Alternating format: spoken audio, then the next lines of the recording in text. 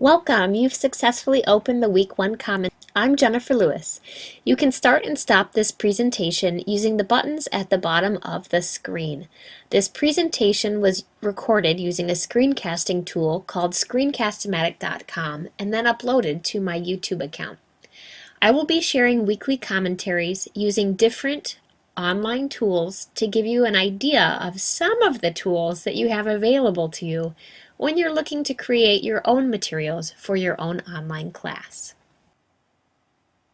Let's face it, developing an online course or converting an existing one is no small undertaking, even for the veteran online instructor.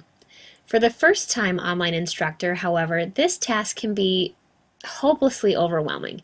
If you've just been assigned to teach an existing online course, you may feel less intimidated, but you might be just as apprehensive about the credibility of the environment, the sustainability of the online workload, or any of a dozen other troubling issues. If you're anything like me or most of the other online instructors out there, you're probably thinking about every aspect of your course at once. The syllabus, the learning activities, the course format and design, how you're going to give your tests, how you're going to grade, and how you're going to manage all of the email. This list goes on. I have repeatedly heard faculty talk about the frustration by asking this question, what do I do? In other words, where do I begin? Usually we're so overwhelmed by the task of what we have to do that we can't figure out where to start. So our first goal this week is to clear the mental clutter by clarifying our perceptions about online learning. One of the focal points in the reading and discussion this week is to differentiate what an online course actually is, and we're going to start in this slide by talking about Madison College's current definitions. And we have to realize that, like the web, these things are things that evolve. So I've currently listed up on the slide, you'll see it actually right here, a link that you can go to find the current definitions for the differences between online and hybrid and other important course formats to know about. We'll start out by talking about web-enhanced courses, which utilize information from internet sites, resources, and communication to enrich the classroom environment, allowing learners to access course materials such as the syllabus, readings, assignments, learning objects, class notes, or grades at any time. Any type of course may be web-enhanced at the instructor's discretion. When a traditional, in-person class is web-enhanced, it does not mean that there will be any reduction in the class time. It merely means that there will be web-based resources available to the learners. Hybrid courses at Madison College combine the best of traditional face-to-face learning with innovative online learning methods. Students are expected to attend scheduled face-to-face class sessions, but the number and/or length of the classroom time will vary depending on the nature of the course and the instructor. As little as 1/3 or as much as 3/4 of the traditional classroom instruction may be replaced with the online instructional classroom and methods. The online instruction component will promote student engagement through enhanced interaction with course material. So in this case, the students are not just reading material online or taking a test online, but they're also interacting with both the instructor and the other students in the online portion of the class, whether it's through discussions or other group activities. Online courses, in comparison, deliver instruction using the internet for self-motivated students who wish to learn in their own environments rather than on campus using a computer to connect with the instructor and other course participants. Although these classes have a specific schedule and have specific start and end dates, they do not require the students to meet on campus. They may require supervised or proctored exams, labs, and activities depending on the subject matter and the instructor's design. Online courses are demanding. Students must manage time well and be self-motivated to be successful. Again, these are definitions that are coming from our college. And what probably is the most surprising thing to instructors is the point in online classes about having proctored exams. So a course can still be classified as fully online and demand students to come on campus to take a supervised or proctored exam or to give an oral presentation. And the only caveat is that the instructor has to be able to have an alternative completion strategy for students who can't come onto a Madison College campus. So while most of our students are still in-district students, you probably won't have very many times that this comes up, but you'll just have to create a way that a student who maybe lives in Illinois can present their oral presentation to you, or they'll be able to take their proctored exam with a different proctor. If you have questions about those, feel free to ask. Use the discussion this week to investigate that aspect of the online classroom. So the next question is, how do we prepare to teach online? And when it comes to teaching, the most important aspect to keep in mind is the instructor. The better prepared you are, the better experience you and your future students are going to have. So there are a couple of things that you can do to become more prepared for teaching online. And the first thing is just by taking an online course to experience what it's like to be an online student. By doing this, you'll have greater empathy for your students' experience.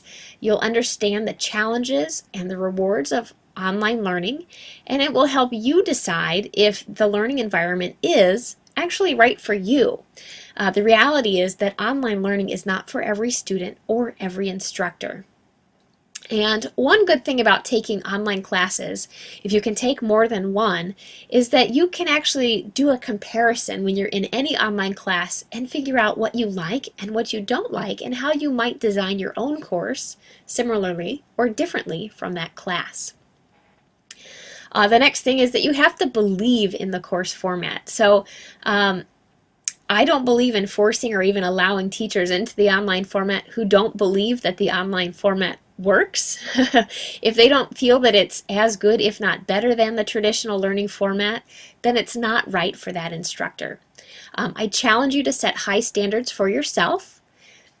Don't just make it work, but aim for the great experience in the classroom for both you and your students online. Okay, keep in mind that this class is just a starting point in understanding online pedagogy and instructional design for online classes. When this class ends, you'll still need to plan ongoing professional development in this format, in addition to maintaining your professional development in your own content area.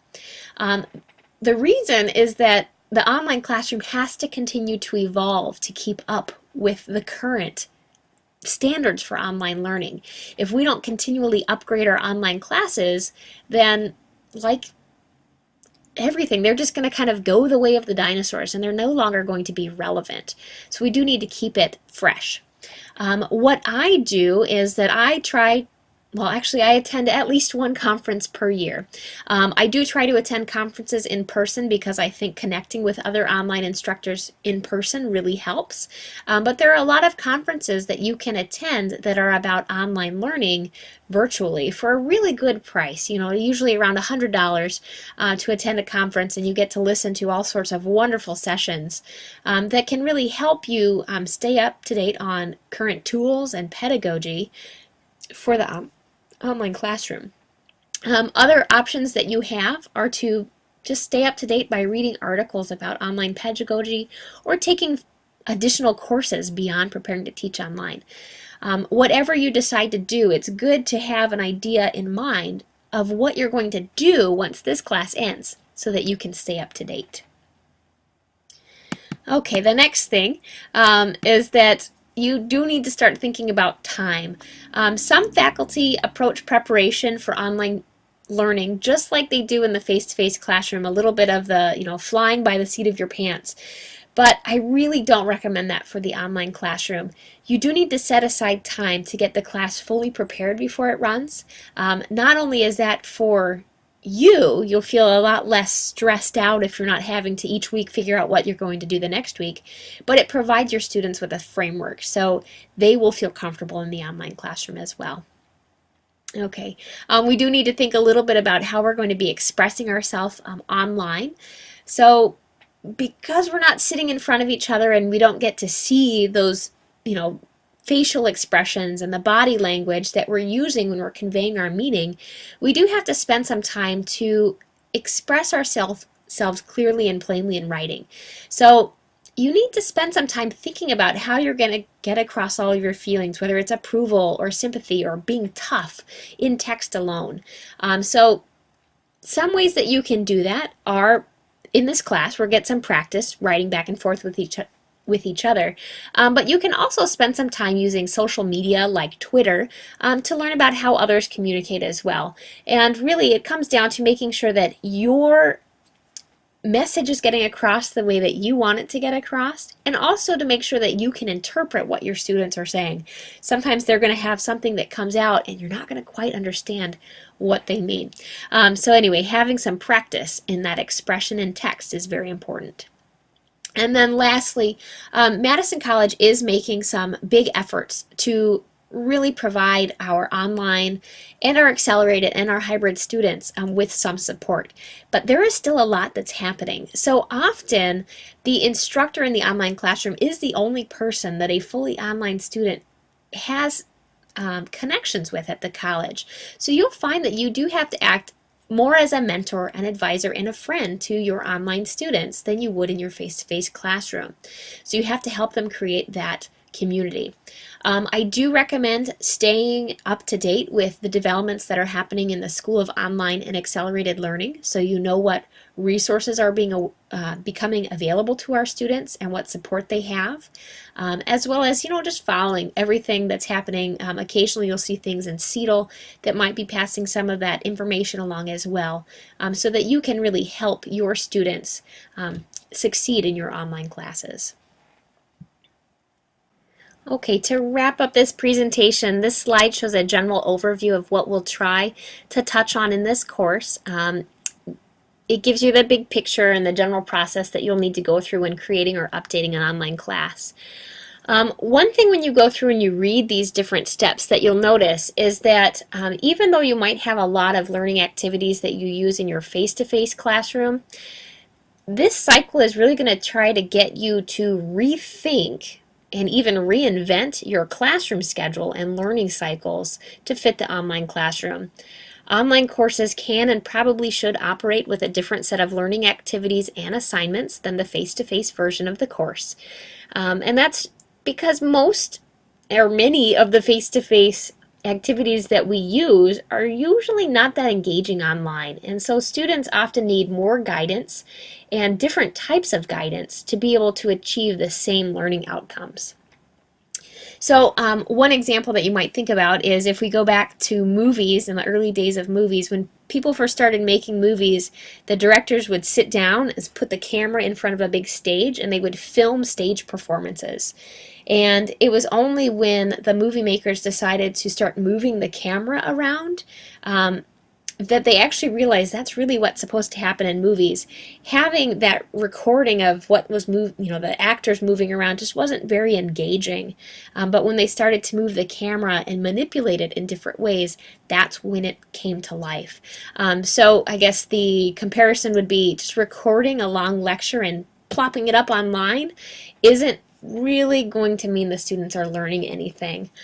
So you have to really think about how you can get the students to interact and learn the material, and then how you're going to assess it as well.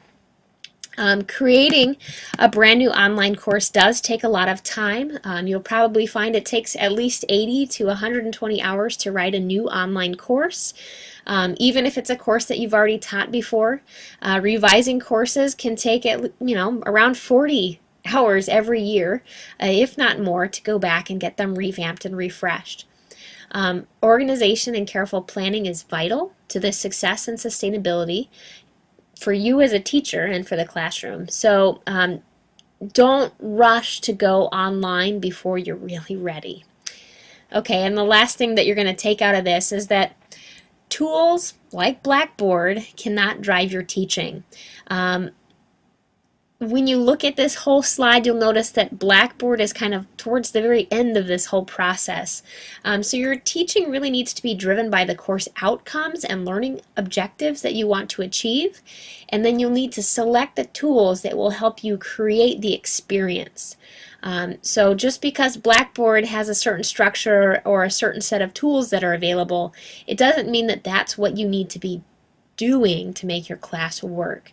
So again, think about what you need to do, and then you're going to find the tool to make it work.